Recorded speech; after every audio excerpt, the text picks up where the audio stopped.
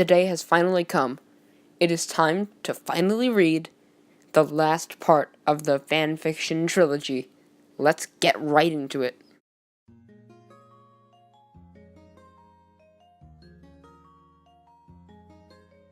It was a calm day. Varlo and Varlo laid down in the middle of a big, grassy field. All was at peace. Varlo had been out of his coma for 10 months.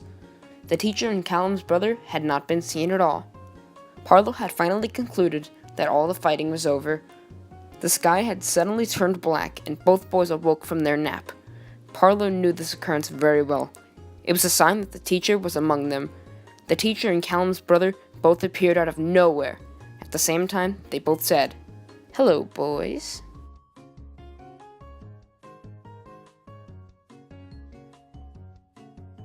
Varlo and Varlo both got into a battle stance. They charged toward the teacher and Callum's brother. Varlo locked blades with Callum's brother. "Who are you?" Varlo said. "I am Alder," Callum's brother said. Alder pushed Varlo to the ground. He was about to be stabbed by Alder when Varlo ran over, sweeping Alder's legs. Alder groaned in pain, unable to get up. Both boys ran at the teacher. She put up a good fight. Neither Varlo nor Varlo were able to defeat her. She was simply too strong. Suddenly, the teacher shrieked. Alder had stabbed her in the heart from behind. The teacher had dropped to the floor. Alder slyly said, "See you around, kids," as he vanished. Varlo and Varlo ran over to the teacher. "I'm sorry for what I did to you," she said. With her final breath, she muttered, "Defeat." Alder. Her eyes then rolled back into her head.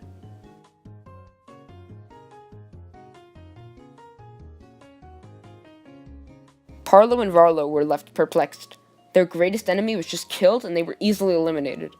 Both boys were left frustrated. They had tried for years to defeat the teacher. Alder had defeated her within the span of a few seconds.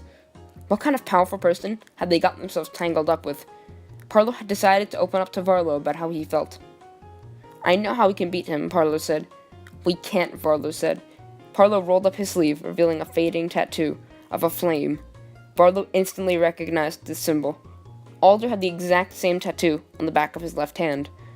"Alder is my equal in the dark side," Varlo said. "When he grows in power, so do I." Varlo got a determined look on his face. "It is settled then," Varlo said with confidence. "Let's defeat Alder."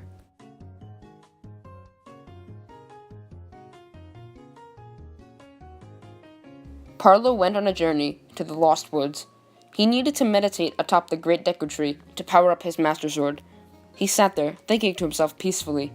The sounds of crickets was the only thing Varlo could hear. Footsteps echoed behind him. Varlo turned around. A tall man dressed in blue was standing there quietly. It was Link, hero of the wild. Though he could not speak, Link still taught him just as well as a person who could speak. Suddenly, after minutes of training, the Master Sword began to glow blue. The sword was now at its power-up state. Varlo was also taught how to do the champion's abilities.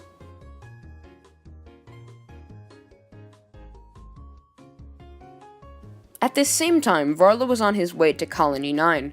He was going to try and convert the Monado into the Monado 2.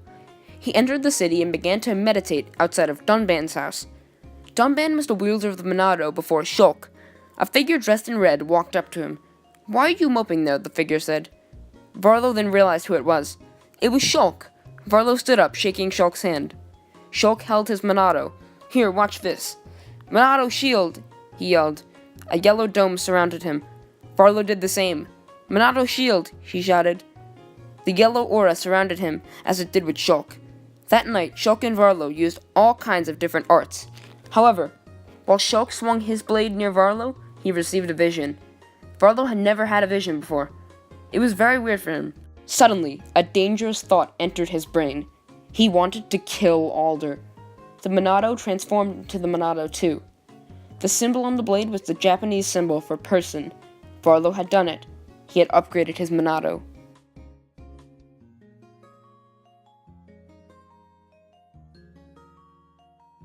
Alder went to the world of Mopio to absorb lots of dark energy. He meditated while the black dragons and eagles flew around him. He could feel hate flowing through his veins. In the distance, a child's voice called to Alder. Alder yelled in anger. Is it really you, coward? Alder's voice echoed in the valley.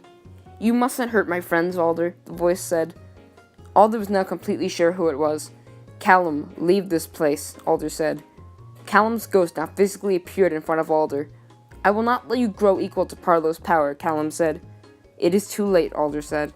Callum snapped and Alder's tattoo vanished. Alder was now weaker. Some of his power had been lost. Alder lashed out in anger. He screamed in agony. You were the weak one, my brother, Callum said. While his ghost vanished, Alder let out more anger as he screamed, No! Then he threw his head into his lap and sobbed.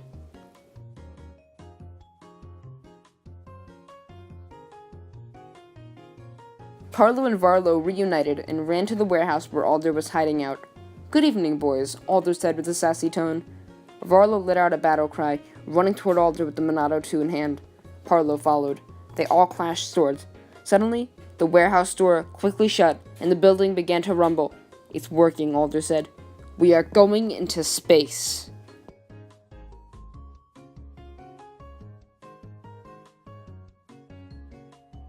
They had launched into space. Alder snapped his finger and the warehouse walls turned to glass. The black void of space surrounded them. The glass box rocketed in the direction of the sun. All human life shall die, Alder said. After I blast you into the sun, no one can stop me. I'll be able to take over the world if you two aren't stopping me. Parlo clenched his fist. A dead body can't stop me, eh? Alder said sarcastically. Actually, what am I saying? He snickered. Your body would disintegrate instantly.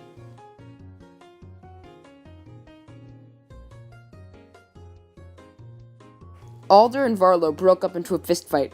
Alder pulled out his black energy sword, slashing at Varlo's face. Now there was a big bloody gash across Varlo's face. Parlo charged Alder, hitting him with the Master Sword. Alder flew back, smashing against the glass. A large crack was made because of the impact. All three of them began to be sucked out into space. Varlo yelled, Monado shield! This made him really heavy. He was not able to be sucked out. Parlo activated Daruk's protection. Parlo was now unable to be sucked out as well. Alder did not have this ability. He was sucked out into space.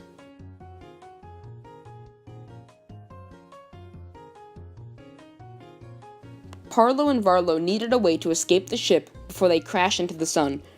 First of all, they needed to plug up the crack in the glass. They found some blue tack and covered it up with that. They both deactivated their shields. They began to fiddle around with the controls of the rocket. The sun was mere minutes away. Varlo shoved Parlo. This would have never have happened if you just handed in that French project, Varlo said. You liar! This would have never happened if you didn't have a heart attack. Then we would have never met Alder, Parlo bellowed. I don't want to do this, but I have to, Varlo said. The Monado's hilt flashed a purple symbol. Monado Buster, Varlo said. Varlo struck the Monado at Parlo. Parlo did a sword beam, burning Varlo badly. They clashed swords. Parlo, being the stronger of the two, pushed Varlo off of him. Varlo stumbled back, hitting a button on the control panel. A door opened on the floor. An escape pod was hidden in the room the entire time. We need to stop fighting, Parlo said. Varlo nodded. Let's get out of here together, Varlo replied. Then, they realized a flaw in their plan. The escape pod could only fit one person. You can go, Parlo, Varlo said. I will miss you, Varlo, Parlo said. Parlo saw the glass box shoot into the sun as the escape pod flew toward Earth.